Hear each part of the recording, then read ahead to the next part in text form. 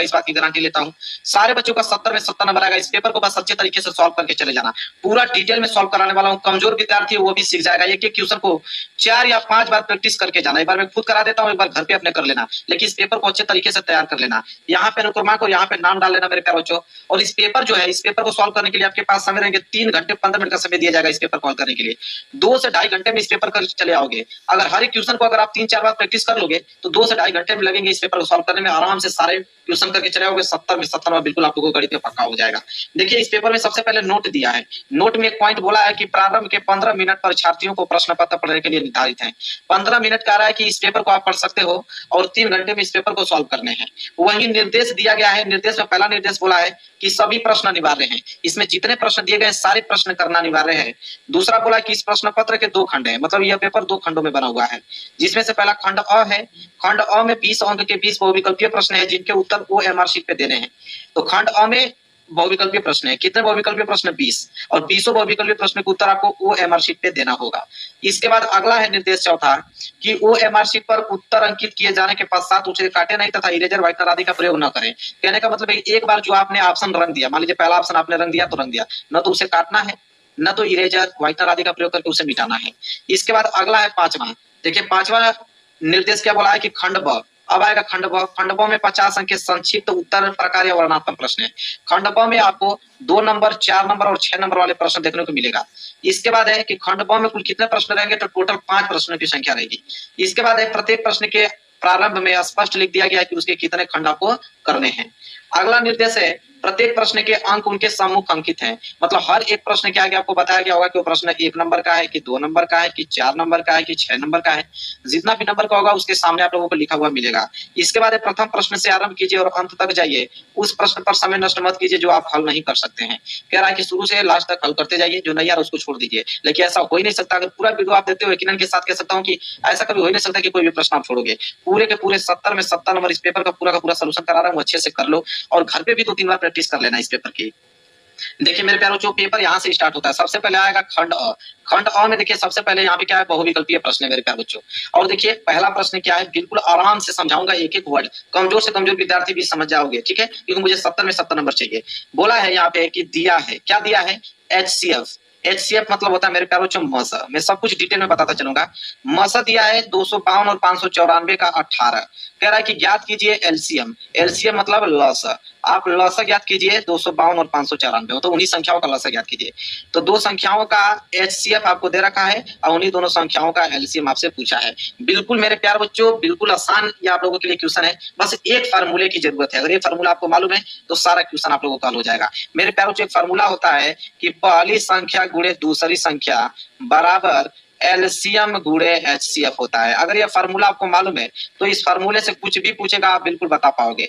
पहली संख्या पूछेगा वो भी बता दोगे, दूसरी संख्या पूछेगा वो भी बता दोगे, एलसीएम पूछेगा वो भी बता दोगे, HCF पूछेगा वो भी बता दोगे। इसमें हमसे एलसीएम पूछा है, तो अगर हम एलसीएम का फार्मूला बनाए तो एलसीएम बराबर क्या हो जाएगा, ये तो पहली संख्या गुणी दूसरी संख्या ऐसे ही रहेगा। ये HCF गुणा में उधर जाएगा तो HCF क्या हो जाएगा, भाग में हो जाएगा। लो भाई, फार्मूला बन के हो गया मेरे प्यारे बच्चों तैयार। अब यहाँ पे देखिए 252 और 594, तो 252 को मेरे प्यारे बच्चों पहली संख्या मान लो और 594 को आप दूसरी संख्या मान लो। सिंपल है। आपको निकालना है एलसीएम, तो एलसीएम बराबर क्या हो जाएगा, पहली संख्या को आपने 252 माना है तो हो जाएगा 252 गुणे दूसरी संख्या को आपने 594 माना है तो हो जाएगा 594, और बटे में क्या हो जाएगा मेरे प्यारे बच्चों, HCF। तो HCF तो दे रखा है कि 252 और 594 का HCF 18 है, तो HCF तो 18 आपको दे रखा है मेरे प्यारे बच्चों। अब क्या करने की जरूरत है, कुछ करने की जरूरत है, आप उसको कटा दीजिए, ठीक है। अब उसे कटाकर आप लोगों को गुणा करके लिख देना है मेरे प्यारे बच्चों।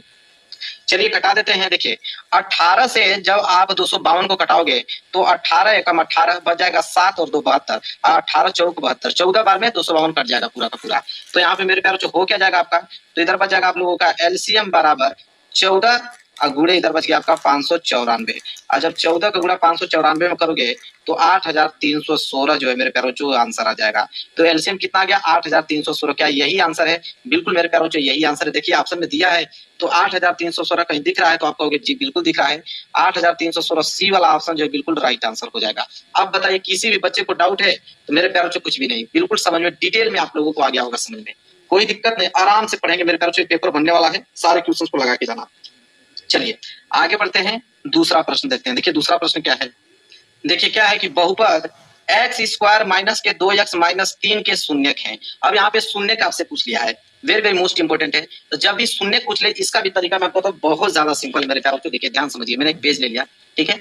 जब भी आपसे शून्यक पूछे तो यहाँ पे देखिए क्या दिया है, एक्स स्क्वायर माइनस के 2x और माइनस के 3। शून्य जब भी पूछे तो आप इसे शून्य के क्या करते हैं, बराबर करते हैं। अब ये बन गया आपका द्विघात समीकरण। अब इसको आप हल करना है। द्विघात समीकरण हल करने का तरीका क्या होता है मेरे प्यारे बच्चों, कि एक्स स्क्वायर का गुणा क्या कुछ नहीं है, तो यहाँ पे एक तो छिपा है ना, एक तो होगा ही ना, तो इस 3 का गुणा किस में कर देते हैं, 1 में। तो 3 को गुणा 1 में करोगे तो आ जाएगा 3। अब मेरे प्यारे बच्चों क्या है यहाँ पे कि गुणा करने पे मेरे प्यारे बच्चों 3 आना चाहिए, और जोड़ने और घटाने पे क्या आना चाहिए, माइनस के 2 आना चाहिए। ये बात आप लोग भी जानते हो। तो ऐसी कौन सी संख्या, 2 संख्या है कि गुणा करने पे 3 आ जाए और जोड़ने घटाने पे माइनस के 2 आ जाए। तो आप कहोगे कि 3 एकम 3 है, ठीक है, 3 एकम 3 है मेरे प्यारे बच्चों। 3 में 1 का गुणा करोगे तो 3 आ जाएगा, और यहाँ पे आप करोगे क्या कि 3 में से 1 घटाओगे तो क्या आना चाहिए, माइनस के 2। तो माइनस 2 आने के लिए आपको करना क्या पड़ेगा, यहाँ पे आपको माइनस लगाना पड़ेगा। तो माइनस के 3 गुणे 1, माइनस के 3 गुणे 1 पेयर बनेगा, क्योंकि मेरे प्यारे बच्चों माइनस 3 गुणा 1 में करोगे तो माइनस 3 आ जाएगा।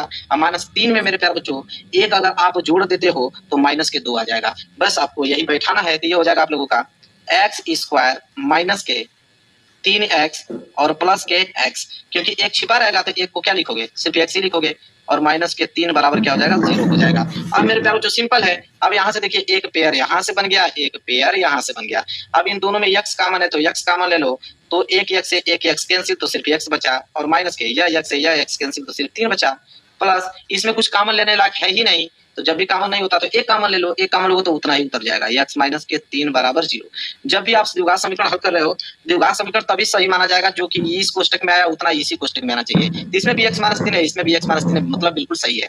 तो इसमें भी x माइनस 3 है, इसमें भी x माइनस 3 है, तो इसको मैंने एक कोष्टक में लिख दूंगा, x माइनस 3 हमने कॉमन ले लिया, और एक कोष्टक में जाएगा x प्लस के 1, तो x प्लस के 1 और बराबर हो जाएगा मेरे प्यारों 0। अब देखिए कितना आसान है। अब आपको करना क्या है कि एक बार x माइनस 3 बराबर 0 कर दोगे, ठीक है, और एक बार आप क्या करोगे, x प्लस 1 बराबर 0 कर दोगे, ठीक है। तो यहाँ पे आप देखोगे तो x बराबर क्या हो जाएगा, माइनस 3 उधर जाएगा तो प्लस के 3 हो जाएगा, तो x बराबर 3 आ गया, और एक हो जाएगा आपका x बराबर प्लस 1 उधर जाएगा तो माइनस के 1 आ जाएगा, तो x बराबर माइनस के 1। तो इसके 2 शून्य निकल के आ गए। 2 शून्य कौन कौन से, एक तो 3 आ गया और एक माइनस 1 आ गया। यही शून्य है जी, बिल्कुल यही शून्य है। आराम से समझा रहा हूँ कि हर एक विद्यार्थी को समझ में आए, हर एक कमजोर से कमजोर विद्यार्थी को समझ में आए।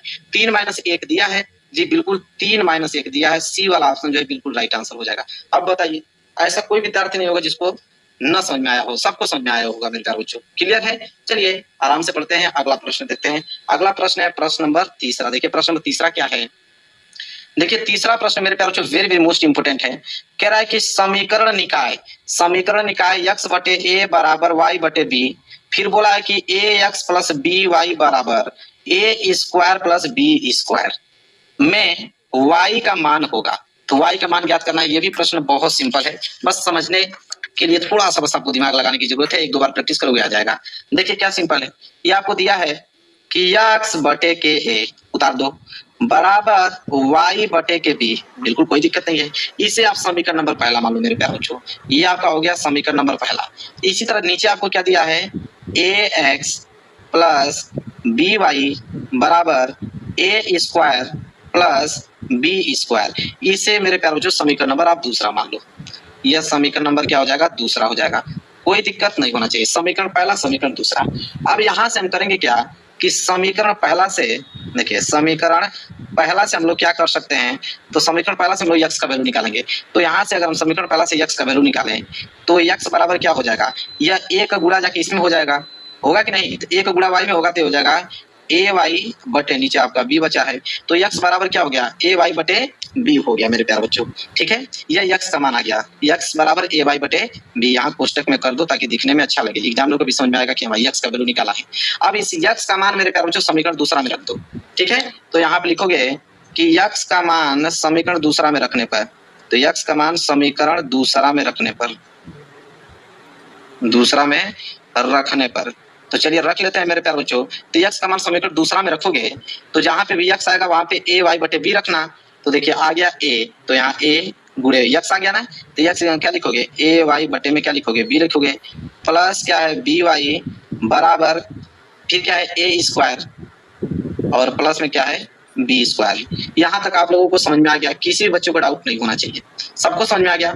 चलिए आप ध्यान से समझिए, यहाँ पे क्या है, यहाँ पे करेंगे क्या, इसका गुणा कर दो, इसका गुणा करोगे तो ऊपर वाला हो जाएगा ए स्क्वायर वाई बटे बी और प्लस ये हो जाएगा बी वाई बराबर ए स्क्वायर प्लस बी स्क्वायर। समझ में आया आप लोगों को? यहाँ कुछ नहीं है तो नीचे आप एक मान सकते हो, ठीक है। अब नीचे आप बी और ए का एलसीएम बी होता है, बी से बी कैंसिल तो ए स्क्वायर वाई बच गया प्लस एक का भाग बी में दोगे तो बी का गुणा उसमें करोगे तो हो जाएगा बी स्क्वायर वाई बराबर ए स्क्वायर प्लस बी स्क्वायर। यहाँ तक आप लोगों को समझ में आ गया होगा बिल्कुल आसान तरीके से। अब मेरे प्यारों को ध्यान समझो, y इसमें भी है y इसमें भी है, y कॉमन ले लो, y कॉमन लोगे तो ऊपर क्या बचेगा ए स्क्वायर प्लस बी स्क्वायर और नीचे क्या बच जाएगा, सिर्फ बी बच जाएगा और बराबर में इधर हो जाएगा ए स्क्वायर प्लस बी स्क्वायर। यहाँ तक आप लोगों को समझ में आ गया, किसी भी बच्चे को डाउट यहाँ तक नहीं होना चाहिए, ठीक है। अब मेरे प्यारों अगर हम y का वैल्यू निकालें तो y बराबर क्या हो जाएगा, y बराबर यह जाके इसमें गुणा हो जाएगा तो गुणा हो जाएगा तो हो जाएगा मेरे प्यारे बच्चों बी गुणे ए स्क्वायर प्लस बी स्क्वायर और ये आपका गुणा में तो आएगा तो भाग में हो जाएगा, ये नीचे हो जाएगा आप लोगों का A square plus B square. अब देखिए यहाँ से A square plus B square cancel तो बच गया मेरे प्यारे बच्चों वाई बराबर क्या आ गया बी, y बराबर क्या आ गया मेरे प्यारे बच्चों b आ गया। तो y बराबर b और b ही क्या होगा मेरे प्यारे बच्चों आंसर, क्योंकि y का ही वैल्यू पूछा था तो y बराबर क्या आ गया b आ गया। देखिए b दिया है ऑप्शन में मेरे प्यारे बच्चों, तो ध्यान से इस क्वेश्चन को देखिए और b वाला ऑप्शन आपको दिख रहा होगा, बिल्कुल सी वाला ऑप्शन जो है बिल्कुल राइट आंसर हो जाएगा। अब बताइए इतना अच्छे से समझा रहा हूँ ऑब्जेक्टिव क्वेश्चन को, इतना मैं आराम से समझा रहा हूँ कि ये प्रश्न आने वाले हैं, इसको अच्छे से आप याद कर पाओ। नहीं तो अगर डायरेक्ट बताना होता तो तुरंत सॉल्व करके बता देता, लेकिन उसको कोई फायदा नहीं है, ठीक है। एक बार पढ़ो, आराम से पढ़ो, अच्छे तरीके से पढ़ो कि आपके दिमाग में फिट हो जाओ और एग्जाम में पूरे के पूरे नंबर ले पाओ। क्लियर है? तीसरा प्रश्न भी क्लियर आप लोगों को? चलिए आगे बढ़ते हैं, चौथा प्रश्न देखते हैं। देखिए चौथा प्रश्न क्या है मेरे प्यारे बच्चों, देखिए क्वेश्चन क्या है कि यदि द्विघात समीकरण 3x स्क्वायर माइनस के 6x प्लस के बराबर 0 के मूल समान है तो के का मान। अब ये जो द्विघात समीकरण दिया इसके मूल समान है तो के का मान पूछा है। बिल्कुल आसान है, बिल्कुल आसान है मेरे प्यारे बच्चों, ध्यान से समझने का प्रयास कीजिएगा। मैं एक पेज ले लिया ना, बिल्कुल आपको समझ में आएगा। जब भी आपको द्विघात समीकरण देने के बाद बोले कि मूल समान है तो सबसे पहले मूल समान है मतलब कि जो डी होता है वो 0 के बराबर हो जाता है। अब कुछ बच्चे कहेंगे कि डी बराबर 0 क्यों लिखा, डी क्या है सर, तो डी होता है विविक्तकर। क्या होता है, विविक्तकर होता है मेरे प्यारे बच्चों, ठीक है। डी क्या होता है, विविक्तकर होता है और डी जो होता है 0 के बराबर हो जाता है। डी का फार्मूला होता है मेरे प्यारे बच्चों बी स्क्वायर माइनस 4ac, तो 4ac जो है वो 0 के बराबर हो जाता है, बी स्क्वायर माइनस 4ac 0 के बराबर हो जाता है। अब आपको एबीसी की वैल्यू चाहिए, अब यहाँ से एबीसी की वैल्यू निकाल लीजिए। अब देखिए यहाँ से हम लोग ए की वैल्यू निकालेंगे, बी की वैल्यू निकालेंगे और सी की वैल्यू निकालेंगे। कैसे निकाला जाता है वो भी सीख लो। ए बराबर क्या होता है, ए जो होता है एक्स स्क्वायर का गुणांक होता है, एक्स स्क्वायर गुणांक 3 है तो ए का वैल्यू हो गया। बी जो होता है वो यक्स का गुणांक होता है, यक्स का गुणांक क्या है माइनस के 6 तो आप माइनस के 6 और सी जो होता है अचर पद, अचर पद यहाँ पे के है तो हो जाएगा के। बस एबीसी का वैल्यू निकल गया ना। अब इस वाले फार्मूले पर रख दो, जब भी मूल समान बोले यही काम करना है। बी स्क्वायर, बी का वैल्यू तो माइनस के 6 है तो माइनस 6 का होल स्क्वायर माइनस 4 गुणे ए का वैल्यू क्या है 3 और सी का वैल्यू क्या है के, बराबर कर दो 0। अब यहाँ से क्या हो जाएगा माइनस 6 का स्क्वायर करोगे तो प्लस के 36 होता है और माइनस 4 3 12, 12 में के का गुणा करोगे तो ये हो जाएगा 12 के, बराबर क्या हो गया 0 हो गया।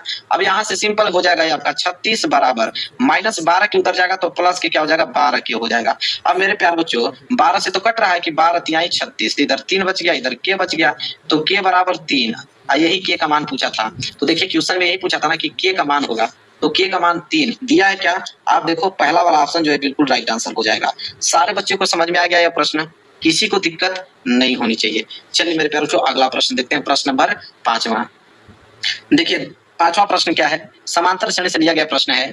बोला है कि समांतर श्रेणी 4 9 और 14 डॉट डॉट करके 254 तक है। कह रहा 254 का अंत से 10वां पद होगा। अब अंत से 10वां पद मेरे प्यारे बच्चों बोला है कि अंत से 10वां पद क्या होगा। तो सबसे पहले हम लोग क्या करेंगे मेरे प्यारे बच्चों कि इसको हम लोग अंत से बोला है ना तो इस श्रेणी क्रम को हम लोग उल्टा लिख देंगे विपरीत क्रम में। जब विपरीत क्रम में लिखेंगे मेरे प्यारे बच्चों तो 254 पहले आ जाएगा तो हो जाएगा 254, फिर डॉट डॉट डॉट डॉट फिर आएगा आप लोगों का 14, 14 के बाद फिर आएगा 9, 9 के बाद आपका आ जाएगा 4। मैंने इसे विपरीत क्रम में लिख दिया। विपरीत क्रम में लिखने के बाद अब ये 254 जो है ए बराबर हो गया पहला पद, तो ए बराबर हो गया मेरे प्यारे बच्चों 254, ठीक है। इसी के साथ साथ आप देखो तो यहाँ डी बराबर क्या होगा अंतराल। तो अंतराल कैसे निकाला जाता है मेरे प्यारे बच्चों, तो अंतराल अब यहाँ पे ऐसे निकाला जाएगा कि अब 4 में से 9 घटाओगे 4 माइनस 9, तो 4 माइनस 9 बराबर मतलब माइनस के 5, तो डी का वैल्यू क्या आ गया, माइनस के 5 आ गया। और एन बराबर क्या होगा, तो एन कितना पद दिया है, 10वां पद, 10वां पद पूछा है, तो एन बराबर क्या हो गया, 10, तो एन बराबर 10 हो गया, डी बराबर माइनस 5 हो गया, और ए बराबर आपके 254 हो गया। सारा वैल्यू निकल के सामने आ गया। सूत्र क्या कहता है, सूत्र आपको याद होना चाहिए। सूत्र मेरे प्यारों जो ये कहता है कि अगर किसी भी कोई भी पद अगर आपको निकालना है, ठीक है, मान ली टीएन पद निकालना है, तो फॉर्मूला क्या कहता है, ए प्लस एन माइनस 1 डी, इसी से निकलता है। तो यहाँ पे 10वां पद पूछा है हमसे, तो 10वां पद पूछा है, तो टी एन का वैल्यू क्या है, 10 पद, तो यहाँ पे 10वां पद पूछा है, तो टी 10 बराबर क्या हो जाएगा मेरे प्यारे बच्चों, ए का वैल्यू दिया है कितना, 254, प्लस एन का वैल्यू निकला है 10, माइनस के 1, गुणे में डी का वैल्यू निकला माइनस के 5। अब यहाँ पे आप लोगों को हल करना है, तो यहाँ पे 10वां पद क्या हो जाएगा, 254, और प्लस 10 में से 1 गया, तो 9 गुणे माइनस के क्या हो जाएगा 5, तो हो जाएगा आपका 10वां पद 254, ठीक है, प्लस गुणा माइनस में करोगे तो माइनस, हम 9 पाँचे 45। अब 254 में से 45 को आप घटा दो, तो यहाँ पे 10वां पद हो जाएगा, 254 में से 45 घटाओ कितना आ जाएगा, 209, 209। यहाँ पे 10वां पद मेरे प्यारों अंत से 10वां पद क्या हो जाएगा, 209 हो जाएगा। यही हो जाएगा आंसर। देखिए ऑप्शन में दिया हुआ है 209, तो देखते हैं 209 दिया कि नहीं। बिल्कुल मेरे प्यारों बच्चों सी वाला ऑप्शन जो है बिल्कुल राइट आंसर हो जाएगा। समझ में आ गया आप लोगों को, किसी भी बच्चे को दिक्कत नहीं होनी चाहिए। चलिए क्वेश्चन नंबर 5 भी बेहतरीन तरीके से मैंने आप लोगों को बता दिया। अगले क्वेश्चन की तरफ बढ़ते हैं, क्वेश्चन नंबर 6 की तरफ। चलिए देखिए मेरे प्यारों क्वेश्चन नंबर 6, क्वेश्चन नंबर 6 क्या है कि दिए चित्र में, ये चित्र जो देख रहे हो, दिए चित्र में त्रिभुज एबीसी के आधार बीसी के समांतर रेखाखंड पीक्यू खींचा गया है। मतलब बीसी के समानांतर पीक्यू रेखा है, मतलब ये दोनों रेखाएं आपस में क्या है, समानांतर है। ये ऑलरेडी क्वेश्चन में बोल रखा है। फिर बोला है कि PQ संबंधे BC बराबर 1 संबंधे 3 दिया हुआ है। मतलब यहाँ पे PQ बटे BC का अनुपात दे रखा है 1/3, 1 संबंधे 3 दे रखा है। पूछ रहा है कि AP और PB का अनुपात ज्ञात कीजिए। AP और PB का अनुपात पूछ रहा है कि क्या होगा। मेरे प्यारे बच्चों ध्यान से इसको समझना, ये भी प्रश्न बहुत ज्यादा इंपॉर्टेंट है। पेज ले लेता हूं तब आपको समझ में आऊंगा, ठीक है।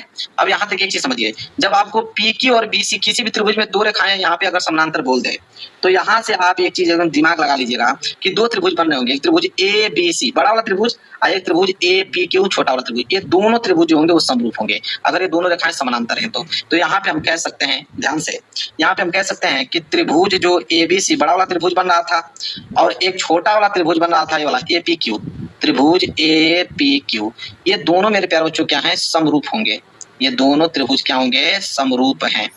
अब मेरे प्यारों एक चीज ध्यान समझो, जब समरूप हो गए तो इसके भुजाएं समानुपातिक होंगी आधारभूत प्रमेय के अनुसार।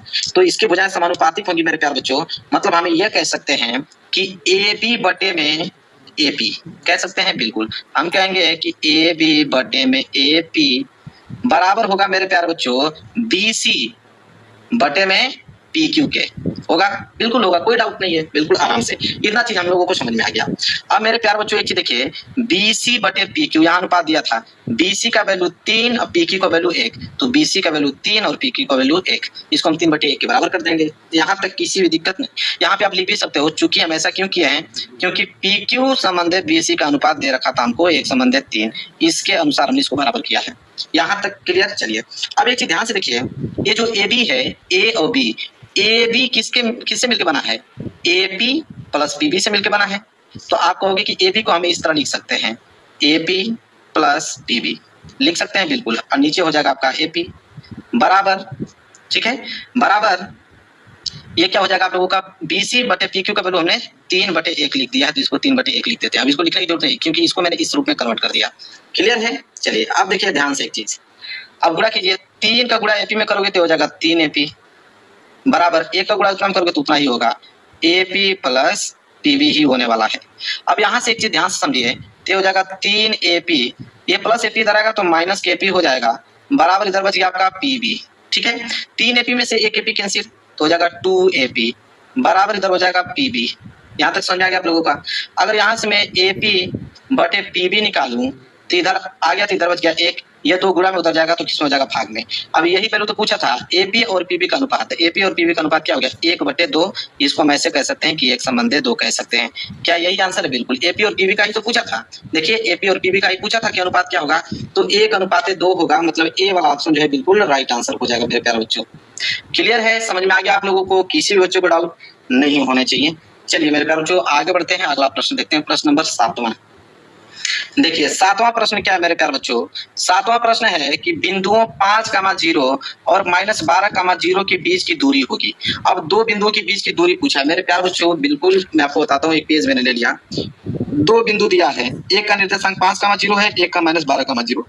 इन दोनों के बीच की दूरी पूछा है। तो ये बिंदु है जिसका निर्देशांक दिया है 5,0 और एक बिंदु यहाँ मान लेता हूँ जिसका निर्देशांक दिया है -12,0। अब इन दोनों बिंदुओं के बीच की दूरी का सूत्र पूछा है, मतलब दूरी पूछा है, इन दोनों बिंदुओं के बीच की दूरी क्या होगा। तो इसको अगर ए मान लेता हूँ, इसको अगर मैं बी मान लेता हूँ, तो ए बी के बीच की दूरी पूछा है कि ए बी बराबर क्या होगा।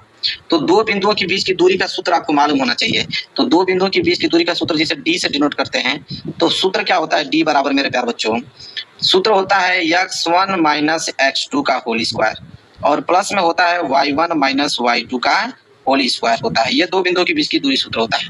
यहाँ आपको मालूम है कि यह 5 जो है आप लोगों का x1 है और 0 जो है आपका y1 है। इसी तरह आपका x2 यह है, y2 यह है, ठीक है। अब यहाँ पे आपको वैल्यू सिर्फ रखना है मेरे प्यारे बच्चों। तो d बराबर क्या हो जाएगा, करनी में x1 का वैल्यू तो 5 है, माइनस x2 का वैल्यू -12 है, तो यह माइनस आएगा तो इसको प्लस कर देगा, तो 5 + 12 का होल स्क्वायर प्लस y1 का वैल्यू तो 0 है, माइनस y2 का वैल्यू भी 0 है, इसका क्या हो जाएगा, होल स्क्वायर हो जाएगा। तो यहाँ d बराबर मेरे प्यारे बच्चों क्या हो जाएगा, करनी में 12 और 5 कितना होता है, 17, तो हो जाएगा 17 का होल स्क्वायर प्लस 0 में से 0 गया तो 0 का क्या हो जाएगा, होल स्क्वायर हो जाएगा।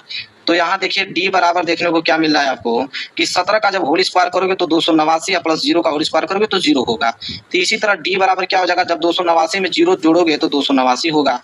तो d बराबर क्या हो जाएगा, 289 का जब वर्गमूल निकालोगे तो यह 17 हो जाएगा। तो d बराबर 17, मतलब दो बिंदुओं के बीच की दूरी आ गया 17। देखिए ऑप्शन में दिया क्या, यही आंसर होगा जी, बिल्कुल यही आंसर होगा। देखते हैं ऑप्शन में दिया है कि नहीं। तो डी वाला ऑप्शन जो है बिल्कुल राइट आंसर हो जाएगा। देखिए 17 दिया हुआ है। समझ में आ रहा है आप लोगों को, सारे कंसेप्ट आपको समझ में आ रहे होंगे मेरे प्यारे बच्चों। चलिए आगे बढ़ते हैं, अगला प्रश्न देखते हैं, प्रश्न नंबर 8वां, वेरी वेरी मोस्ट इंपोर्टेंट है प्रश्न नंबर 8वां। देखिए 8वां क्या बोल रहा है, 8वां मेरे प्यारे बच्चों बोला है कि यदि tan alpha plus cot alpha बराबर 5, तो tan square alpha plus cot square alpha का मान होगा। मेरे प्यारे बच्चों पेज लेता हूँ, ये भी बेहद अच्छा प्रश्न है, आसान भी है, ठीक है। क्या है मेरे प्यारे बच्चों, समझिए ध्यान से। अब यहाँ पे बोला मेरे प्यारे बच्चों कि tan अल्फा, ठीक है, tan अल्फा प्लस यहाँ पे बोला है कॉट अल्फा, ठीक है, बराबर यहाँ पे बोला मेरे प्यारे बच्चों 5, ठीक है। तो बोला tan square alpha plus cot square alpha का मान बताइए। अब ध्यान से एक चीज समझिए मेरे प्यारे बच्चों, हम क्या करेंगे कि इसका tan alpha plus cot alpha का स्क्वायर कर देते हैं।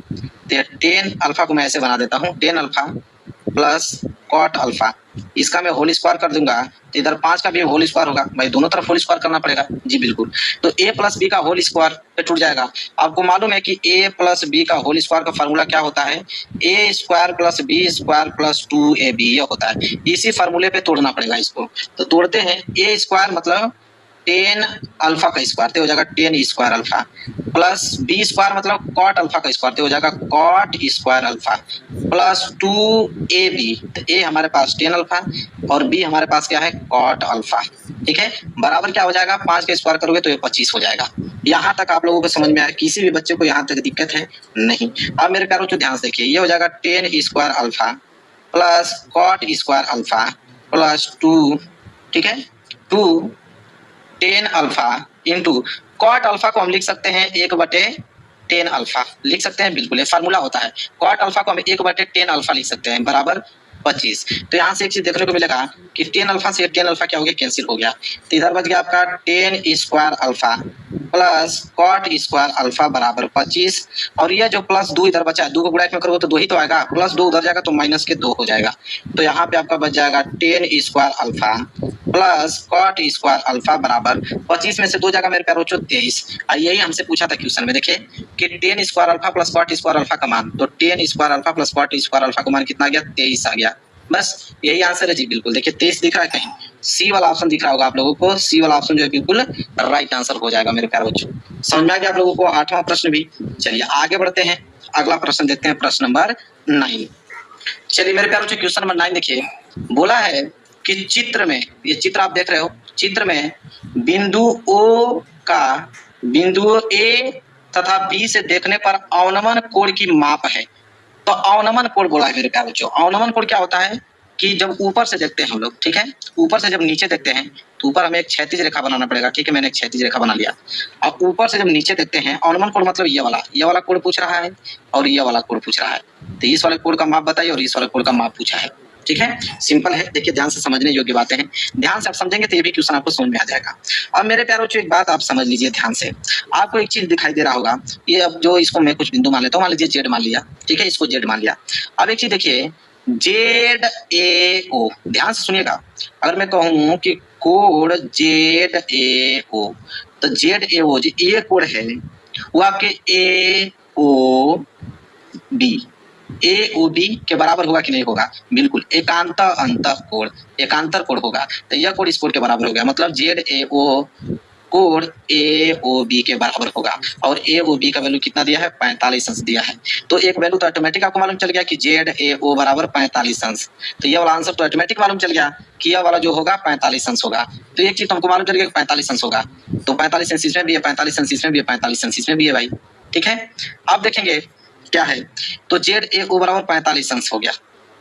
अब हम आगे देखेंगे, पहला 45 अंश होगा, तो 45 अंश इसमें नहीं है पहला वाला, तो ये तो गलत हो गया, 45 अंश इसमें भी है, 45 अंश पहला इसमें भी है, या तो 30 अंश होगा या तो 60 अंश होगा, ये वाला कोड इसको ट्राई करना पड़ेगा। अब देखिए ध्यान से, यहाँ तक चीजें समझ में आ गया आप लोगों को। अब यहाँ पे हम कहेंगे मेरे प्यारे बच्चों कि जेड पी ओ, ये वाला कोड निकालना है ना, तो हमें लिखता हूँ कोड जेड पी ओ, ठीक है, यह बराबर होगा, किसके बराबर होगा, इस वाले कोड के P O Q, P O Q के बराबर होगा, और पी ओ क्यू का वैल्यू हमको मालूम नहीं है, तो इसको मान लेते हैं कि x डिग्री है, तो हम कहेंगे कि यह बराबर होगा कोण पी ओ क्यू के, और इसको मैंने माना है x डिग्री माना है, कोई दिक्कत नहीं होना चाहिए। अब एक त्रिभुज बन रहा होगा, ध्यान से समझिए, त्रिभुज P O Q, P O Q त्रिभुज में अगर इस त्रिभुज में देखा जाए तो आपको मालूम चलेगा कि त्रिभुज पी ओ क्यू में अगर हम बात करें तो पी ओ क्यू में 3 कोण हैं, एक तो कोण आपका यह है क्यू, एक तो कोण आपका क्या है क्यू, एक तो कोण आपका क्या है यहाँ पे पी वाला कोण है, और एक कोण आपका ओ वाला है। तो यहाँ लिखेंगे कि त्रिभुज पी ओ क्यू में कोण ओ प्लस कोण पी प्लस कोण क्यू बराबर कितना होगा, 180 अंश, क्योंकि त्रिभुज के तीनों अंतःकोणों का योग कितना होता है, 180 अंश होता है। अब मेरे प्यारे बच्चों ध्यान समझिए, कोण ओ, ठीक है, कोण ओ को मैंने माना है x डिग्री प्लस कोण पी, ठीक है, अब कोण पी कितना अंश है, तो कोण पी की 60 अंश है, तो कोण पी की जगह हम लोग 60 अंश लिखेंगे यहाँ पे, 60 अंश, अब प्लस कोण क्यू, ठीक है, तो कोण क्यू यहाँ पे देखिए कितना अंश है, 90 अंश का कोण बना रहा है कि नहीं, ये 90 डिग्री पे है, तो ये हो जाएगा 90 अंश बराबर 180 अंश, यहाँ तक समझा गया, तो ये हो जाएगा x डिग्री प्लस 9 6 15 150 बराबर हो जाएगा 180 डिग्री। यहाँ तक समझ में आ रहा है, आराम आराम से समझा रहा हूँ बिल्कुल। तो x डिग्री बराबर क्या हो जाएगा, 180 अंश माइनस के 150 अंश, तो x डिग्री बराबर कितना आ जाएगा, 30 अंश, और यही x का मान हमें बताना था, क्योंकि x जो है मेरे प्यारे बच्चों वो किसके बराबर है, जेड पी ओ के, और यही p का वैल्यू चाहिए था, तो 30 डिग्री हो गया, तो ये 45 डिग्री 31 डिग्री, मतलब बी वाला ऑप्शन जो है बिल्कुल राइट आंसर हो जाएगा। बिल्कुल इतना आराम से बताया कि एक एक वर्ड आपको समझ में आ गया होगा, ठीक है, इतना आराम से बताया कि एक एक वर्ड आपको समझ में आ गया होगा। क्लियर है मेरे प्यारे बच्चों, चलिए क्वेश्चन नंबर 9 भी क्लियर करा दिया, क्वेश्चन नंबर 10 की तरफ बढ़ते हैं। देखिए 10वां प्रश्न है कि एक y बिंदु से वृत्त पर कितनी स्पर्श रेखाएं खींची जा सकती हैं। अब मेरे प्यारे बच्चों एक बात बताओ, अगर यह वृत्त है और इसके बाहर से कोई एक बिंदु मैंने ले लिया, इस बिंदु से इस पे कितनी स्पर्श रेखाएं खींची जा सकती हैं, तो भाई एक तो इधर से जाएगा, एक तो इधर से जाएगा, बस 2 ही स्पर्श रेखाएं तो खींच सकते हैं, अन्यथा कोई और खींच नहीं सकते हैं। तो एक y बिंदु से वृत्त पर कितनी स्पर्श रेखाएं खींची जा सकती हैं, तो 2 स्पर्श रेखाएं खींची जा सकती हैं, बस काम खत्म हो गया, कोई दिक्कत नहीं होनी चाहिए। देखिए क्या है 11वां प्रश्न मेरे प्यारे बच्चों, 11वां प्रश्न इंपॉर्टेंट प्रश्न है कि एक घड़ी की मिनट की सुई 8 सेंटीमीटर लंबी है, 5 मिनट में मिनट की सुई द्वारा बनाए गए त्रिज्यखंड का क्षेत्रफल क्या होगा मेरे प्यारे बच्चों। इसमें भी आप लोगों को देखिए बहुत इंपॉर्टेंट प्रश्न है। सिंपल यह है कि एक घड़ी की मिनट की सुई 8 सेंटीमीटर लंबी है। आपको मालूम है कि मिनट की सुई 1 घंटा या आपका यह 60 मिनट, तो मिनट की सुई 1 घंटा या 60 मिनट में एक पूरा चक्कर लगा लेती है, ये बात आपको भी मालूम है कि 1 मिनट की सुई 1 घंटा कहिए या उसको 60 मिनट कहिए, तो 1 घंटा या 60 मिनट में एक पूरा चक्कर लगा लेती है मिनट वाली सुई। तो अगर हम बात करें कि 1 मिनट में कितना चक्कर लगाएगी, ठीक है, 60 मिनट में अगर एक चक्कर लगा रही है तो 1 मिनट में कितना चक्कर लगाएगी, तो आप कहोगे 1/60, 1/60 चक्कर लगाएगी। और 5 मिनट में कितना लगा देगी, तो 5 मिनट का मतलब 5 का गुणा कर दो, तो 1/60 गुणे 5 कटा दोगे तो 12 5 60 आ जाएगा 1/12, ठीक है, 1/12 आ गया। और मिनट की सुई की यहाँ पे जो लंबाई दिया है 8 सेंटीमीटर दिया है लंबाई, ठीक है। तो त्रिज्या जो है 8 सेंटीमीटर मान लो, ठीक है। और आपको मालूम है कि क्षेत्रफल क्या है, पाई आर स्क्वायर होता है। तो ये हो जाएगा पाई आर स्क्वायर को गुणा कर दोगे तो ये हो जाएगा पाई आर स्क्वायर बटे में 12। कहीं दिख रहा है? बिल्कुल बी वाला ऑप्शन दिख रहा है। बस बात खत्म। बस समझने वाला फर्क, इसको लगाना भी नहीं, बस फार्मूले पे रखना था इसको। चलिए देखिए, तो अगला प्रश्न बढ़ते हैं। अगला प्रश्न है प्रश्न नंबर 12। क्या है? ये भी इंपोर्टेंट प्रश्न है। देखिए क्या है, 1/2 सेंटीमीटर व्यास वाले किसी ठोस अर्धगोले का संपूर्ण पृष्ठीय क्षेत्रफल होगा। अब मेरे प्यारों जो व्यास दिया है, कितना दिया है? 1/2 और बोला कि अर्धगोले का संपूर्ण पृष्ठीय क्षेत्रफल होगा। जब व्यास दिया है तो त्रिज्या निकाल सकते हो। त्रिज्या जो होता है व्यास का आधा होता है। त्रिज्या जो होता है मेरे प्यारों, जो व्यास का क्या होता है? आधा होता है। तो व्यास दिया है 1/2, तो 1/2 का क्या कर दो? आधा। तो 1/2 का आधा करोगे तो हो जाएगा 1/4। क्या हो जाएगा? 1/4। तो आर का वैल्यू 1/4 आ गया, क्या? सेंटीमीटर आ गया। आपको अर्धगोले का संपूर्ण पृष्ठीय, तो अर्धगोले का संपूर्ण पृष्ठीय क्षेत्रफल होता है 3 पाई आर स्क्वायर, ठीक है। अब यहाँ पे रख लो 3 पाई गुणे आर स्क्वायर। आर का वैल्यू क्या है? 1/4, इसका क्या? 2 होल स्क्वायर। तो हो जाएगा 3 पाई गुणे 1/, कितना हो जाएगा? 16, ठीक है। तो इसका आंसर क्या आ जाएगा? 3/16 पाई सेंटीमीटर स्क्वायर। तो 3/16 पाई सेंटीमीटर स्क्वायर, मतलब बी वाला ऑप्शन जो है बिल्कुल राइट आंसर हो जाएगा मेरे प्यारे बच्चों। समझ में आ गया आप लोगों को? चलिए देखिए, इतने सिंपल प्रश्न है, आसान तरीके से करता हूँ। चलिए अगला देखिए, 13वां प्रश्न। एक एक लाइन का आंसर है। अब आगे वाला क्वेश्चन एक एक लाइन का है। देखिए 10 व्यक्तियों के भार का समांतर माध्य 45.6 किग्रा है। उनके उनके भार हो, यहाँ पे भार होगा उसको सही कर दीजिएगा। उनके भारों का योगफल ज्ञात कीजिए, ठीक है। तो भारों का, आप देखिए 10 व्यक्तियों के भार का समांतर माध्य दे रखा है, पूछ रहा है कि उनके भारों का योगफल पूछ रहा है। तो मेरे प्यारों जो 10 व्यक्तियों, यहाँ पे देखिए सिंपल होगा कि 10 व्यक्तियों का समांतर माध्य कितना है? 45.6 है। तो 10 व्यक्तियों के भारों का योगफल पूछा है ना, बस गुणा करना है आपको। 45.6 गुणे 10 कर दो, तो 45.6 गुणे 10 करोगे कितना आ जाएगा? 456 किग्रा आ जाएगा। 456 का दिया है, बी वाला ऑप्शन जो है बिल्कुल राइट आंसर है। लो भाई, इतना ज्यादा सिंपल है, कुछ करने की जरूरत ही नहीं है, बहुत ज्यादा एक एक लाइन का आंसर है मेरे प्यारे बच्चों। आगे देखिए क्या है, अगला प्रश्न भी बहुत ज्यादा सिंपल है, ठीक है। अगला देखते हैं। आपको समझ में आया ना? ये फार्मूला इस पे लगा है, जैसे क्या होता है? समांतर माध्य बराबर क्या होता है? योगफल, योगफल बटे टोटल संख्या, यही होता है ना। तो उसी में तो लगा है। समांतर माध्य दे रखा था आपको 45.6 बराबर योगफल पूछा है, तो योगफल को हम लोग ए से डिनोट कर देते हैं। संख्या आपको 10 दे रखा था, तो योगफल पूछेगा तो 10 का गुणा ही होगा ना, तो समझ में आ गया होगा। चलिए अगला प्रश्न देखिए। अगला प्रश्न क्या है? यहाँ पे 14 प्रश्न है। देखिए क्या है, पासे को एक बार उछालने पर अभाज्य संख्या प्राप्त होने की प्रायिकता क्या होगी। मेरे प्यारों जो कोई पासा है, तो पासा को एक बार उछालोगे तो अभाज्य संख्या प्राप्त होने की प्रायिकता पूछा है। मेरे प्यारों को ध्यान से समझो, पासा को जब आप उछालोगे तो पासे को एक बार उछालने पर सभी संभव परिणाम क्या आएंगे? तो सभी संभव परिणाम 6 आएंगे। इसलिए आएंगे क्योंकि पासे में या तो 1 आ सकता है, या तो 2 आ सकता है, या तो 3, या तो 4, या तो 5, या 6। तो टोटल आने की संभावना तो 6 ही है, सभी संभव परिणाम 6 है टोटल, ठीक है। और पूछा है कि अभाज्य संख्या आने की प्रायिकता पूछा है आपसे कि अभाज्य संख्या आने की क्या प्रायिकता है। तो अभाज्य संख्या कौन कौन सी होती है 6 तक? तो एक तो 2 होगी, एक तो 3 होगी, एक तो 5, यही होगी। तो अभाज्य संख्या कितनी टोटल हो गया? 3 हो गया। अब प्रायिकता हमको निकालना, तो प्रायिकता क्या कहता है? तो प्रायिकता मेरे प्यारों क्या कहता है कि सभी संभव परिणाम, ठीक है, ठीक है, सभी संभव परिणाम आपके नीचे होते हैं। तो सभी संभव परिणाम नीचे हो गए, और यह हो गया आप लोगों का अनुकूल परिणामों की संख्या। तो अनुकूल परिणामों की संख्या टोटल कितनी है? 3 है।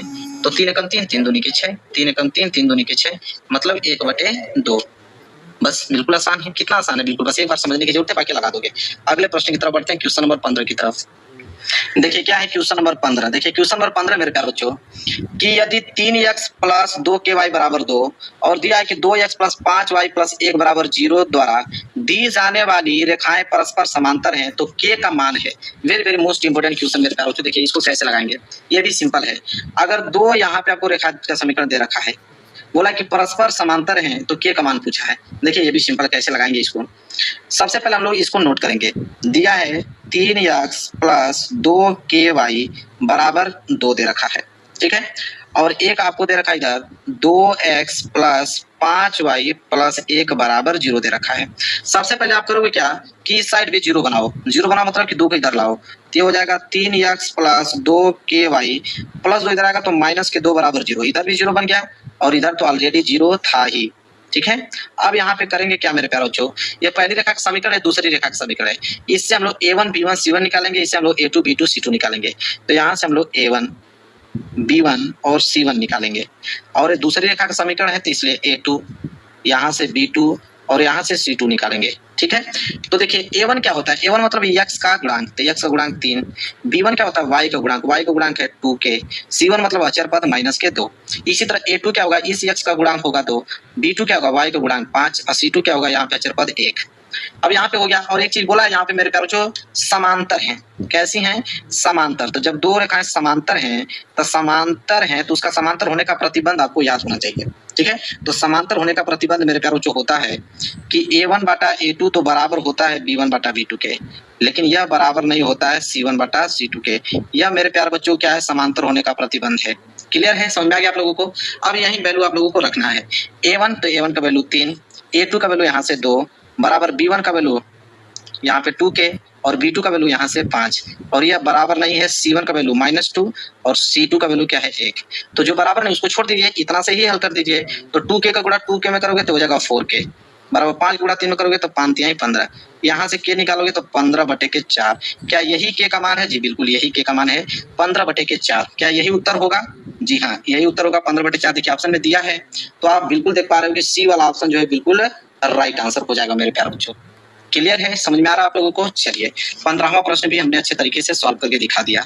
आगे बढ़ते हैं प्रश्न नंबर 16 की तरफ। देखिए प्रश्न नंबर 16 भी बहुत ज्यादा इंपॉर्टेंट प्रश्न है।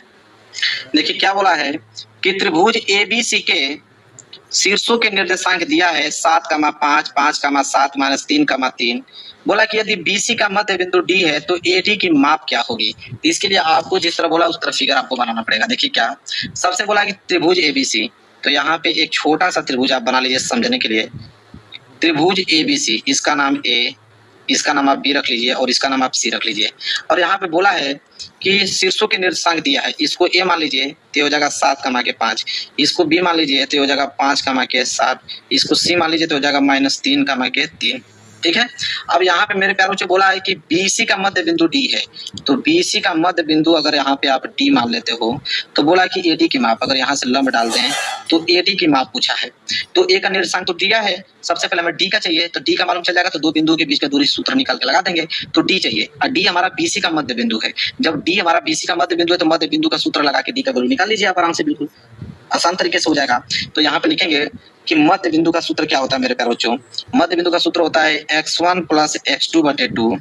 ठीक है, यह x निकालने का होता है और y निकालने का होता है y1 + y2/2 होता है।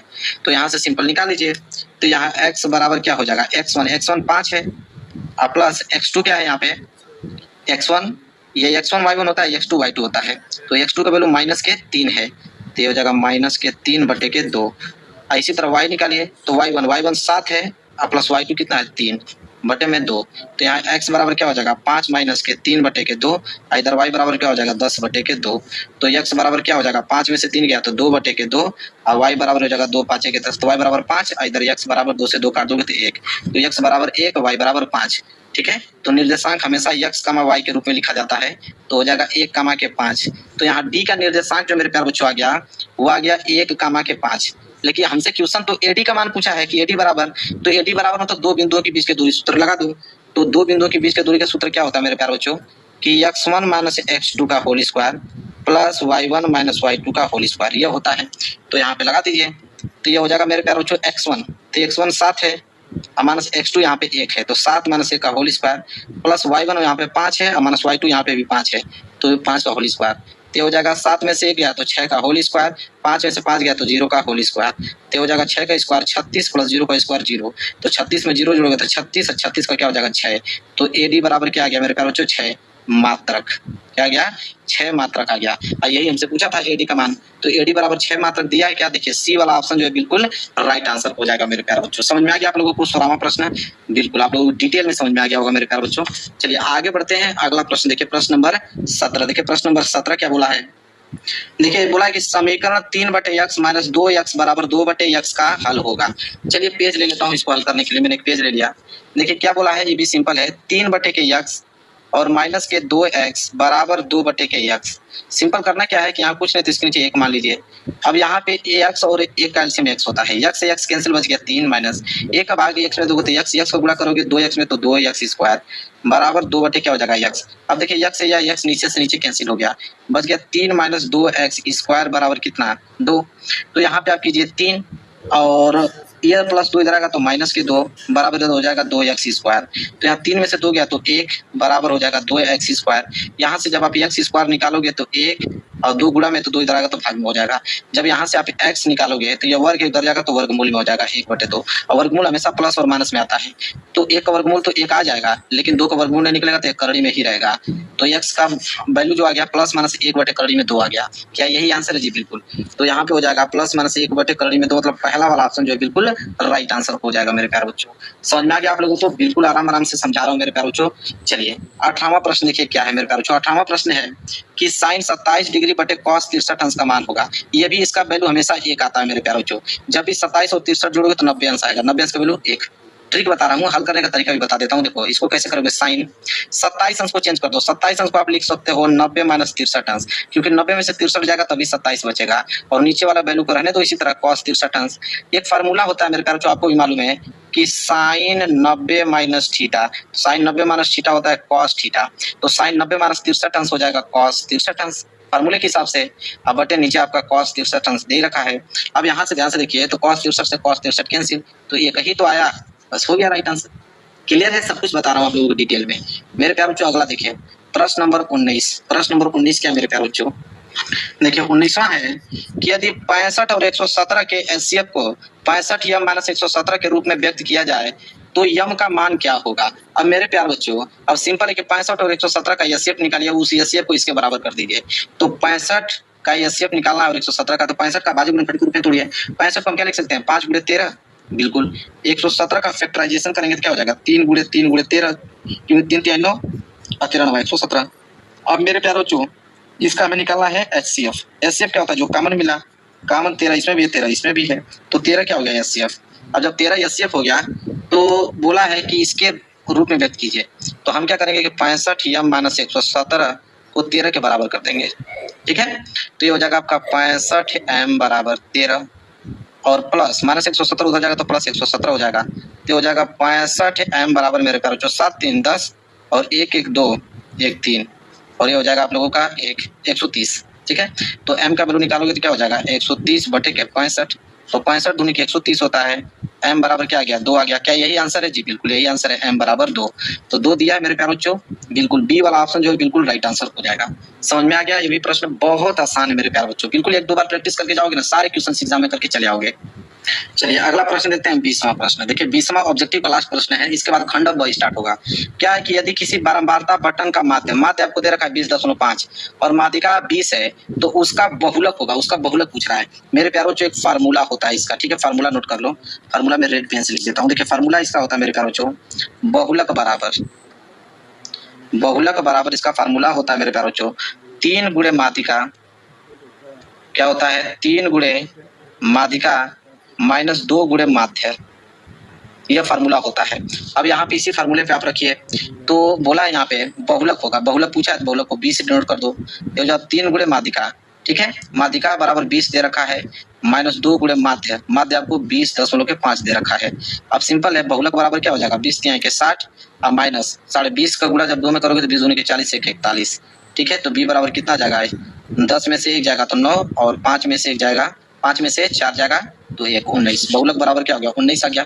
19 मतलब सी वाला ऑप्शन जो है बिल्कुल राइट आंसर।